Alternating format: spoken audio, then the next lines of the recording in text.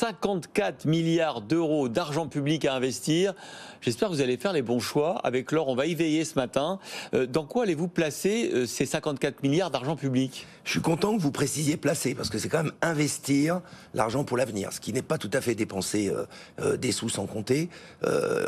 France 2030 s'intéresse à la France d'après, c'est-à-dire la France des 20-30 prochaines années, la France de la métamorphose, de la chenille fossile qu'on est aujourd'hui vers le papillon électrique qu'on sera demain. Donc ça veut dire que dans tous les grands domaines de développement, d'intelligence, de connaissances, de culture, nous investissons à côté des privés, à peu près un effet de levier de 4, c'est 54 milliards, avec des jurys internationaux, avec des experts, avec la BPI, avec l'ADEME, c'est-à-dire une espèce de force de frappe pour construire la France d'après. Il n'y a pas un risque qu'on fasse comme dans les années 70-80, le plan calcul, et qu'on arrive sur un échec et un mur ?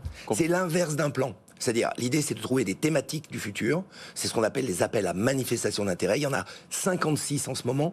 J'invite les gens à aller sur france2030.gouv.fr. Il y en a 56. Et on dit aux gens, proposez-nous des solutions d'innovation pour ces défis sociétaux. Donc, c'est l'inverse d'un plan. Ce sont les territoires et les innovateurs qui viennent nous proposer des projets.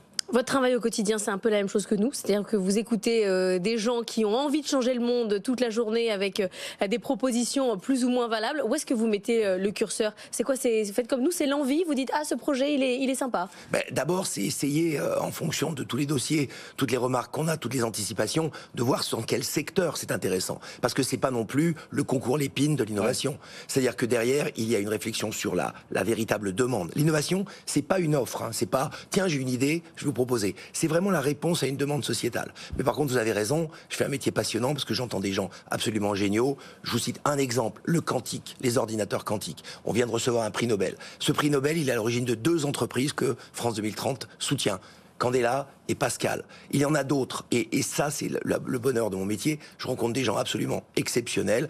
Et moi, je dis, oui, la France a un incroyable talent. Mais vous dites, il n'y a pas de plan. Vous dites, il n'y a pas de plan. C'est-à-dire que je vais au gré de l'innovation. Mais il y a bien une définition de l'État qui dit, cet argent public, il va être à temps dans l'électrique, à temps dans l'hydrogène. Il y a bien une règle. Bien sûr. Non, mais quand je faisais référence au plan calcul, qui était régalien, qui partait du sommet de l'État et qui imposait ses règles jusque dans la province. C'est pas 40 technos qui décident de l'économie française. Exactement.